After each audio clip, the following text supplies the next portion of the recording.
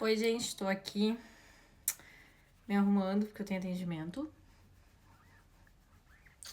Dá um blushzinho nesse rosto. Já levei as crianças pra escola, já fiz tanta coisa hoje, gente. Mas eu ainda não estava maquiada. Eu quero falar um assunto sério com vocês.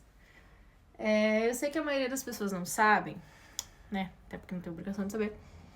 Existe uma coisa chamada ética na advocacia, tá? Então, nós advogados, nós temos a questão da ética, tá? Nós temos o estatuto. E esse estatuto, ele fala sobre a ética, aí nós temos regulamentos também, alguns pontos que a gente tem que seguir ali. Por que eu tô falando sobre isso, gente? Porque assim, eu somente faço consulta de processo quando tem outro advogado, se é processo que é uma consulta pública, tá? O cliente chega, né, e aí pede que a gente dê aquela força, não consegue contato com o escritório dele, enfim, né? É aqueles problemas que a gente sabe que acontece. Ou às vezes nem acontece, mas infelizmente alguns clientes vão falar que aconteceram. Tá, alguns eu sei que realmente tem problemas mesmo, que vai acontecer, enfim, e tem outros que não aconteceu problema nenhum e simplesmente eles vão chegar para você e eles querem uma segunda opinião e tal. Primeiro ponto. É antiético você dar opinião sobre o processo do colega, tá?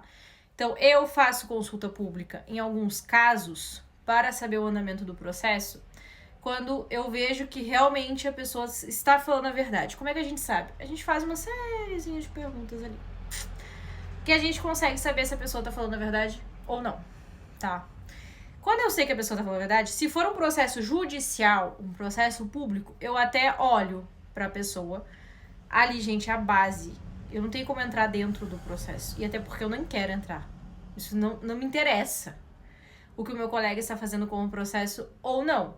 Isso não é da minha alçada, tá? O cliente foi lá e contratou o colega, então ele tem que conversar com o colega. Mas tá, a gente faz essas consultas básicas aí e digo, olha, o processo está em fase de sentença, realizou a perícia, tá com prazo aberto para manifestação. Beleza, isso aí é o básico, mas eu não entro jamais dentro do processo do meu colega advogado. E uma coisa muito importante, principalmente na área do direito previdenciário, não entro no INSS de ninguém que tenha advogado constituído, tá? Isso é antiético, tá? Se algum colega entrar em contato, que quer entrar porque vai liberar o seu benefício, isso é golpe, tá? Nenhum colega faz isso, a gente sabe como é que funciona a advocacia. E eu prezo muito pela questão da ética, gente. Então, assim, eu não falo demais quando eu dou uma consultada, em vez de ter uma... Não falo demais, tá? Eu falo, olha, você tem que falar com o seu advogado, você tem que consultar com o seu advogado. Ah, mas ele não me responde. A gente sabe que também acontece, tá? Pode acontecer. Mas, geralmente, não é isso, tá? Outra coisa. Agora, para os meus colegas advogados. O cliente que não quer pagar o advogado que já tá na causa, ele não vai querer pagar você se você assumir essa causa. Entendeu? Você entendeu? Quando eu pego alguém que quer trocar de advogado, gente, geralmente, dependendo de quantas anos do processo, eu não pego. Eu não quero, tá? Eu não gosto de mexer em processo que não fui eu que comecei. Sou eu, tá? Isso sou eu. Unicamente eu. Não gosto. Até inclusive quando a pessoa já entrou com pedido, já perdeu aquele processo, às vezes entrou sozinha no INSS, eu analiso, geralmente eu entro de novo, do meu jeito, tá? Porque são anos de experiência e eu sei o que eu tô fazendo. Então, assim, mas geralmente assim, quando tem outro procurador constituído, eu não pego o processo. Ah, mas a pessoa quer muito, eu sempre deixo claro pra pessoa. Vai constituir um novo advogado, independente se for eu ou não, vai pagar aquele advogado até onde ele foi no processo e o que consta no contrato de vocês. Porque caso vocês não saibam, gente, pra nós trabalharmos, existe um contrato de honorários, tá? Eu tenho um contrato, meu colega tem outro contrato, então cada um tem o seu contrato, Cada advogado trabalha do seu jeito.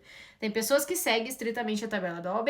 Tem pessoas que têm a tabela da OAB como uma base. Então é dali pra cima. E tem pessoas que cobram muito pouco, gente. Não é problema meu também. É certo, não é certo? Não é problema meu. Eu não tenho nada a ver com isso. A única coisa que eu quero dizer é que dos meus anos de experiência, tá? Tem os dois lados, você tem que analisar quem tá falando a verdade, quem tá mentindo, tá? Cliente que dá problema pra pagar, não vai pagar você, não vai pagar o seu colega, tá? Geralmente o problema não está com o advogado. E se está com o advogado, o cliente vai ter que se acertar com o advogado dele primeiro, tá? Por isso que a gente sempre fala, não cai em golpes, veja com quem você tá falando. Eu já atendi, lá na minha cidade natal, uma cliente que jurava que aquela pessoa que tinha entrado em contato com ela e que estava fazendo o processo administrativo dela era advogado. E não era, gente. Quando ela falou o nome da pessoa, como uma cidade pequena todo mundo se conhece, Tá. Aí eu fui pesquisar, né, na ordem, caso vocês não saibam, tem como você pesquisar se o advogado é advogado. Você vai entrar lá na ordem dos advogados do Brasil e vai colocar o nome da pessoa lá e vai aparecer a OAB da pessoa. E outra coisa, o seu cliente tem que ter a sua ordem. Tem que ter acesso à sua OAB, aos seus dados básicos.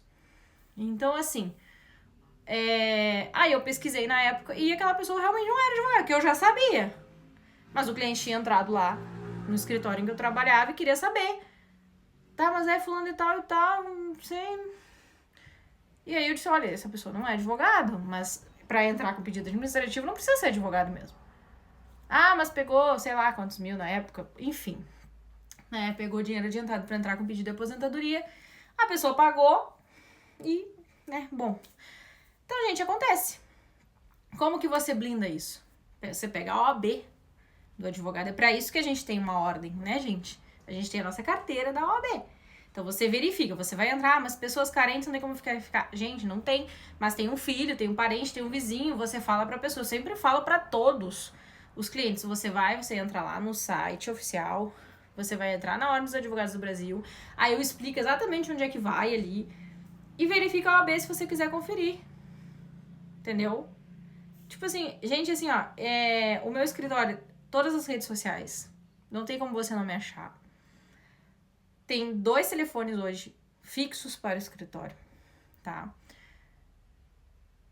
Nunca eu jamais vou mandar mensagem para colega de advogado pra defender cliente. Enfim, não vou fazer isso, tá? Quando eu trabalhava no outro escritório também, aconteceu um caso de uma senhora que ela queria muito que a advogada lá fosse a patrona da causa. E aí sim eu entrei em contato com o colega, mas na época eu era estagiária, nem advogada ainda era. Eu entrei em contato com o colega e disse, olha, ela quer muito passar pra cá.